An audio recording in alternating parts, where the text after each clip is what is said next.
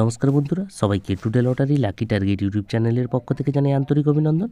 বন্ধুরা দেখে নেব ডিয়ার নাগাল্যান্ড স্টেট লটারি 1 PM ও 8 PM এর টার্গেট নাম্বারগুলি। এছাড়া বন্ধুরা 4 digit repeated target number, last 30 দিনে কোন কোন 4 ডিজিটগুলো বারবার রিপিট হয়েছে, অর্থাৎ 3 বার 4 বার ও 5 বার 6 বার করে রিপিট হয়েছে, সেই টার্গেট নাম্বারগুলি নিয়ে এসেছে আপনাদের জন্য।